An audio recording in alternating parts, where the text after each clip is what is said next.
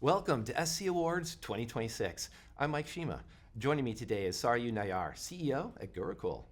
Saryu, thank you for joining us. Absolutely. Thanks for having me here. We're happy to have you here. We wanted to get a little bit to know a little bit more of all the finalists from the SC Awards, and you're in threat detection, hopefully making the world an easier place, a more relaxing place, if that I can use that word, for the SOC leaders and people running the SOC. So tell us a little bit about how that's working. Yeah, absolutely. So first, Gurucul is a global cybersecurity company. We're focused on an open AI SOC platform. We do a lot around detections. We have over 5,000 detections because that's the category we're nominated for, and a lot around AI-based detections as well. So we're using AI for security and securing AI as well. So it's, we're helping lots of large enterprises as well as governments and MSSPs really help the SOC solve the modern threat problem. Oh, okay. I definitely want to jump over. I'm going to say this out loud to come back to, because that's quite a range of the MSSPs and governments. Yeah. But before we talk about the customers themselves, AI unavoidable, especially looking at the expo floor this year. It's all over the place. I've heard a lot of people just saying AI is a threat. AI is a threat, and making it bigger, making it worse.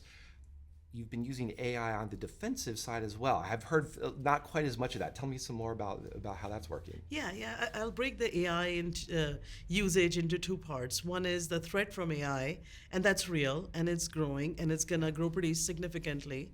And we need the vendors as well as the enterprises to be ready to use it for threat detection and to defend ourselves. So we are, with many CISO discussions this week, we learned some enterprises are farther along in their acceptance and are figuring out the guardrails, the governance around it, and how do they make the most use of it to safeguard themselves. So that's one part of it. And we just gotta stay ahead of it, and it needs to move very quickly. Otherwise, it's gonna be a tough 2 years for us. Yeah. Speed is absolutely the other word I hear everything within in that Correct. sense with agents.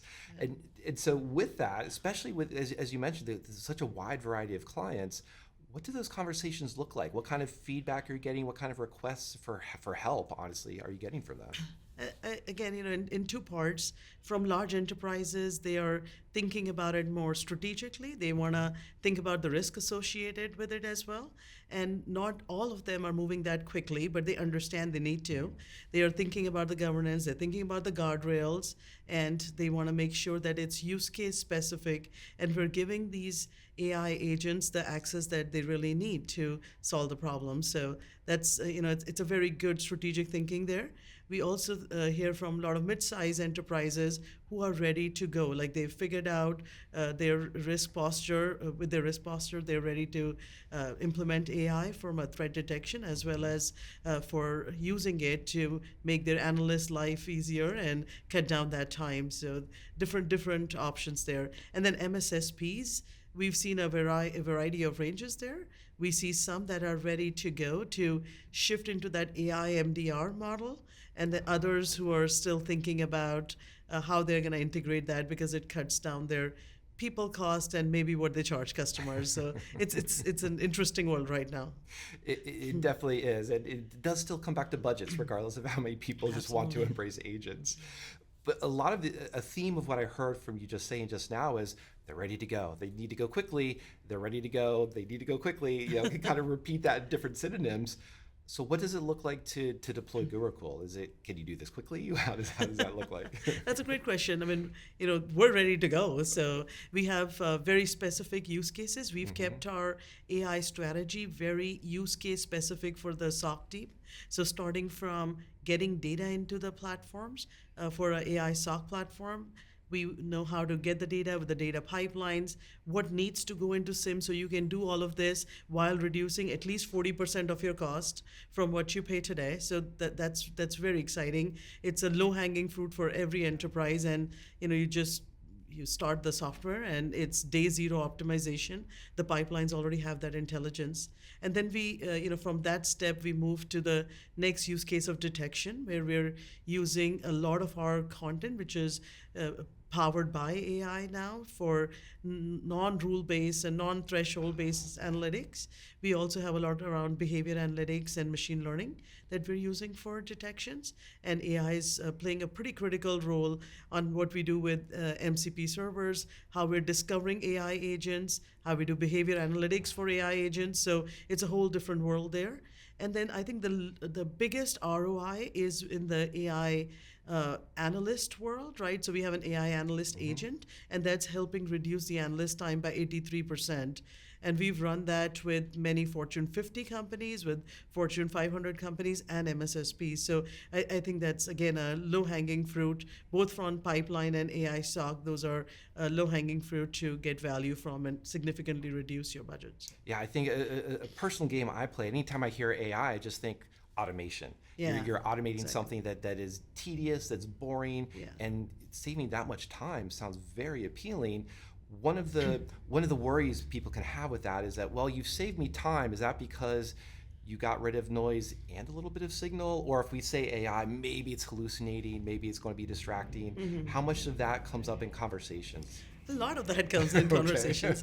And what we're doing there is, first of all, we're auto-triaging all alerts. So in our platform, which is modular or from a full platform perspective, we start first and foremost with all of our detections, which is over 5,000 models that we have, and behavior analytics and AI-based detections. So we start there. So yes, you get a lot of alerts, but then we go and triage all those alerts, and these are high efficacy alerts. So we're not missing any signals. We actually have a pretty comprehensive coverage. And when we auto-triage, it has explainable AI to say these alerts need to be grouped together into incidents, and we give a handful actionable results to for level 2, level 3 analysts. We're trying to automate the level 1. That's a big one. I won't say we're 100% there. We are about 89% there in taking over what L1 analysts would do. We're elevating them. We're ready to make them, upgrade them to level 2, level 3 with our platform. That's amazing. I do appreciate the embrace of making people's lives easier and keeping them in the loop as augmenting them, not replacing them. Absolutely. For sure. Yeah. Absolutely. Do not, there's a lot of marketing around autonomous SOC, and I don't believe that's a thing right now. We're not there. As an industry, we're not there. SOC teams play a pretty important role. It's about human-led, human-guided, and AI-supported. That's the world we are in right now, right? AI plays a critical role to take away the mundane, but humans play a very, very important role in the SOC as well right now. Yeah, and speaking of human-led, AI-supported, that works for the threat actors too. And you said you have a lot of these like these 5,000 detections.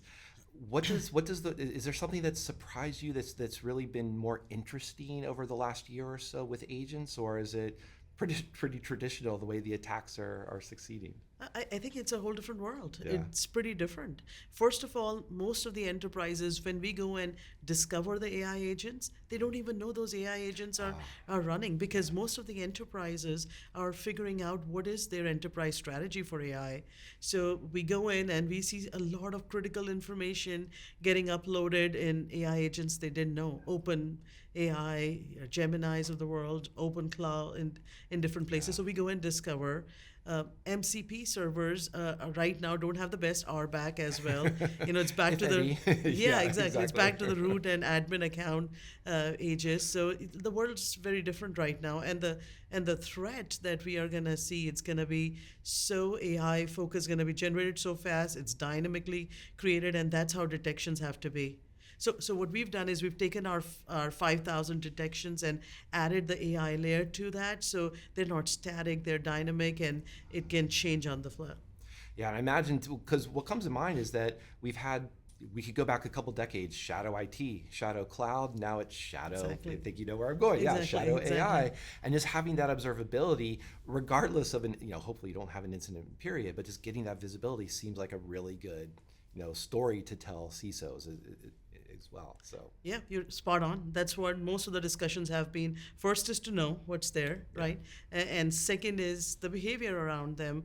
Are they doing something they should not be doing? Is this normal? Is it abnormal? Now, we pioneered the UEBA space over a decade ago, and it was user entity behavior analytics, and we see agents as entities. I was going to ask, right? yeah.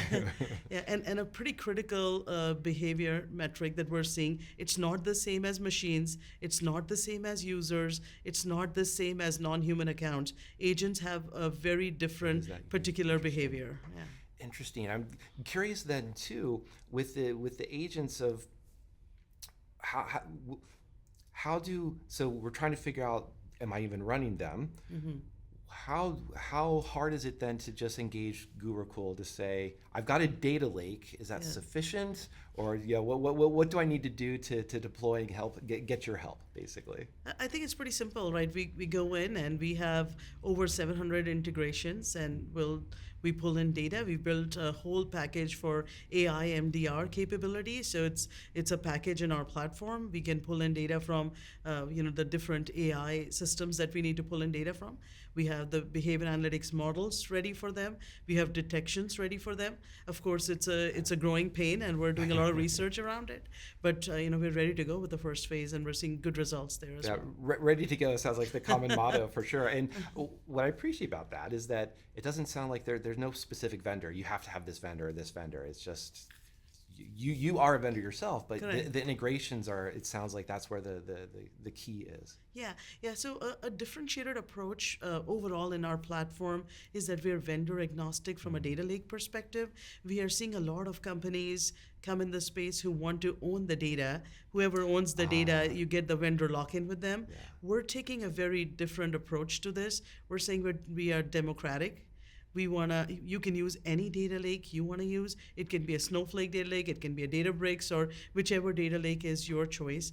We have the AI engine, AI MDR, AI SIM, our UEBA capability, and AI Analyst capabilities, and all the other AI agents we have as well that run on top of it.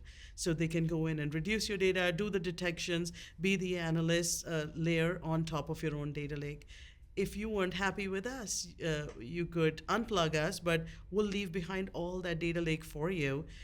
Versus, with other companies, you are locked in with them and you can't replace because your data is again. Yeah, absolutely. Yeah. And so you mentioned pioneering UEBA. Now I won't put you on the spot to figure out what you're going to pioneer over the next 10 years. Let's just stick to the next year. What over the next couple of months? What can people look forward to from Gurucul? I think a lot. We just announced our AI SOC platform. Okay. It's an open AI SOC platform, so we're very excited about it. What we're doing is building more on the AI layer, more use case specific. So we have an army of agents that we're building, which really partners with the SOC team. So there is a data collection agent, a data pipeline manager. We have an agent for detections. We have agents for analysts. We have a CISO agent, right? So an AI CISO, which really complements a CISO. They give them the information they need, right? So that's the strategy we're taking. We're really going towards the human and human and SOC and AI collaboration. For the future. So we're building an AI role for each human partner in the SOC. Oh, that's interesting. I like that because we started off talking about the L1, L2, L3, those very specific SOC analysts, but obviously there's different audiences that you're developing for. How have customers reacted to that? I mean, it's really good. I mean, we're using that in our daily lives now, so it's a very good complement.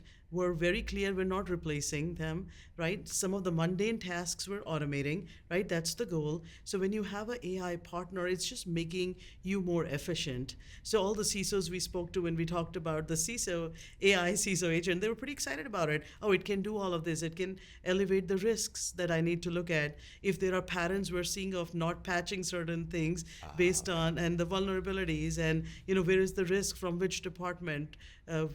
So when you elevate that kind of messaging to them, it's very helpful. Analyst is a low-hanging fruit, and then getting the data in is super important as well. No, and that all of this data sounds like a wonderful story, and so I'm looking forward to see more about this and more of what you've been doing. Thank you so much. Absolutely, thank you. Thanks for having me here. Appreciate it, Saryu. To learn more about Gurucul, please visit securityweekly.com/Gurucul RSAC. And for all of our SC Awards 2026 coverage, check out securityweekly.com/RSAC. Thanks for watching.